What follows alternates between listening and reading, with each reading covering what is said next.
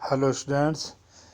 प्रथम आंग्ल मराठा युद्ध और सालबाई की संधि वाले टॉपिक पे हम कल चर्चा कर रहे थे, उसको आगे लेते हैं। तो कल हमने बात की कि बड़गांव की संधि जो हुई थी मराठा और अंग्रेज़ों के बीच में, वो अंग्रेज़ों के लिए बहुत अपमानजनक थी।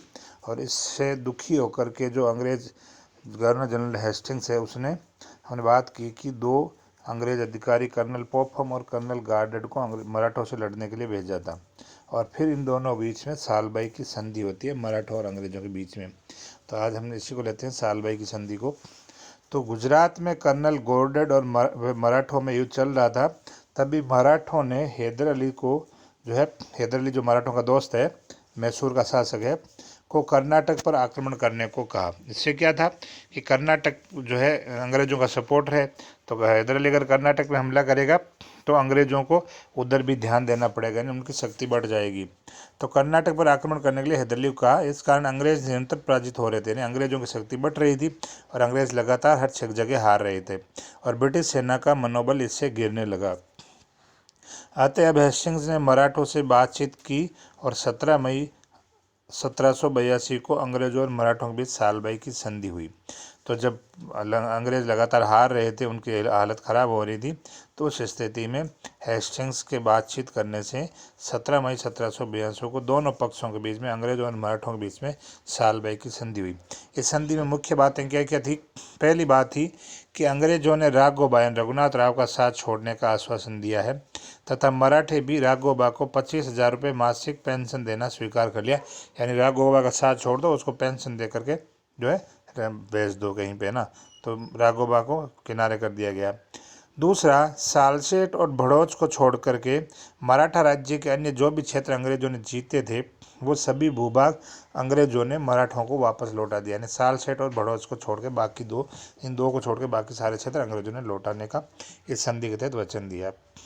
अंग्रेजों ने माधवराव सेकंड को पेशवा, जो माधवराव सेकंड है उसको पेशवा स्वीकार किया और फतेह सिंह गायकवाड़ को बड़ौदा का शासक स्वीकार किया। वर्तमान गुजरात में है बड़ौदा का क्षेत्र, तो इसका शासक जो है फतेह सिंह गायकवाड़ को स्वीकार किया और बड़ौदा का क्षेत्र भी मराठों को लौटा दिया अंग्रेजों ने। तो अगली बात है कि इस संधि के 6 माह के अंदर हैदर अली जीते हुए प्रदेश लौटा देगा। हैदर अली जो मराठों का दोस्त है, तो ये संधि हो गई है, तो 6 महीने के अंदर हैदर अली ने जो भी अंग्रेजों के क्षेत्र जीते हैं वो वापस लौटाएगा और वे पेशवा, कर्नाटक के नवाब और अंग्रेजों के विरुद्ध में शामिल नहीं होगा। यानी पेशवा, कर्नाटक के नवाब और अंग्रेज लड़ते हैं तो उसमें हैदर अली सपोर्ट नहीं करेगा, किसी का भी शामिल नहीं होगा। तो बदले में अंग्रेज भी उसके विरुद्ध, यानी हैदर अली के विरुद्ध किसी भी युद्ध में किसी सामने वाले पक्ष को सपोर्ट नहीं करेंगे और सम्मिलित नहीं होंगे, उनका सहयोग नहीं करेगा। यदि हैदर अली इस समझौते के अनुसार कार्य नहीं करेगा तो महादेजी सिंधिया जो हैं वो हैदर अली के विरुद्ध अंग्रेजों का सहयोग देगा, अंग्रेजों का साथ देगा। यानी मराठे जो है, अगर हैदर अली कहना नहीं मानेगा इस संधि की, तो मराठे जो है हैदर अली के विरुद्ध अंग्रेजों की हेल्प करेंगे। तो सालबाई की संधि पर हेस्टिंग्स ने जून 1782 को हस्ताक्षर कर दिया और उसकी पुष्टि कर दी।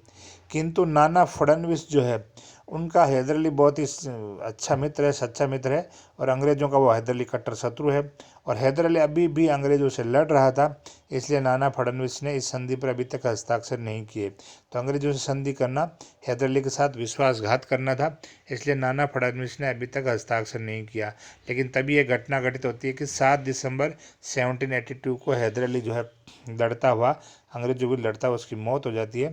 तब उसके बाद, इसकी मौत के बाद नाना ने 20 दिसंबर 1782 को सालबाई की संधि पर हस्ताक्षर किए। तो ये सालबाई की संधि संपन्न हुई। अब इस बात करते हैं इस संधि का महत्व क्या है, इसकी अंग्रेजों को या मराठों को किसको क्या फ़ायदा हुआ, किसको क्या नुकसान हुआ। तो ये संधि अत्यंत महत्वपूर्ण थी। अंग्रेजों ने मराठों से संधि करके मैसूर को मराठों से अलग कर दिया। मैसूर मराठे जो आपस में मिले हुए थे, दोनों अच्छे दोस्त थे, तो दोनों को अलग अलग कर दिया, ये अंग्रेजों का फ़ायदा था। तथा हैदर अली मराठों की सहायता से वंचित हो गया, यानी अब हैदर अली को जो प्रॉब्लम होगी तो मराठे हेल्प नहीं करेंगे। हैदर अली की मृत्यु के बाद उसके पुत्र टीपू यानी टीपू सुल्तान ने युद्ध को जारी रखा अंग्रेजों के विरुद्ध, लेकिन उसने मराठों की सहायता उसको नहीं मिल पाई। अब मराठों की हेल्प नहीं मिल रही उसको। परिणाम स्वरूप अंग्रेज मैसूर की शक्ति को सरलता से कुचल सके। हम पढ़ेंगे कि अंग्रेज और मैसूर के बीच में 4 युद्ध होते हैं। तो 1799 को चौथे युद्ध के बाद में वो मैसूर का राज्य खत्म हो जाता है, टीपू सुल्तान मर जाता है और मैसूर पर अंग्रेजों का अधिकार हो जाता है। तो ये जो है मैसूर की शक्ति को कुचल सकते हैं। इसी संधि के परिणाम ये हुआ क्योंकि मराठों की हेल्प जो है मैसूर राज्य को नहीं मिली। तथा उसके बाद अंग्रेज जो है, अब मैसूर को ख़त्म करने के बाद में अंग्रेज पुनः मराठा शक्ति को नष्ट करने के लिए आकर्षित हुए। अब अंग्रेजों को पता चल गया कि मराठा संघ के सदस्य पार्श्विक द्वेष से पीड़ित है। अब वापस मैसूर के पतन करने के बाद में अंग्रेज वापस मराठों की ओर झुके, यानी उनको ख़त्म करने के लिए वो तैयार हुए। और उनको पता लग गया कि मराठा सरदार जो प्रमुख हैं वो आपस में ही एक दूसरे से ईर्ष्या, जलन या दुश्मनी की भावना से पीड़ित हैं, जिससे वे कभी भी एक होकर के अंग्रेजों का सामना नहीं कर सकेंगे। यानी मराठा सरदार आपस में मिलकर है। आपस में मराठा सरदार कैसे? जैसे ग्वालियर के सिंधिया, इंदौर के होलकर, है ना, नागपुर के भोंसले और धार के पंवार और बड़ौदा के गायकवाड़, इनकी बात हो रही है। तो ये सभी एक होकर के अंग्रेजों का सामना नहीं कर पाएंगे। इस संधि से पेशवा की स्थिति सुदृढ़ हुई। यानी इस सालबाई की संधि से जो पेशवा का पद है, जो पूना में पेशवा रहता है, उसकी स्थिति मजबूत हुई तथा महादेजी सिंधिया का प्रभाव मुगल दरबार भी बढ़ गया। यानी मुगल दरबार में भी मराठों का जो है इस संधि के बाद जो है प्रभाव बढ़ा है।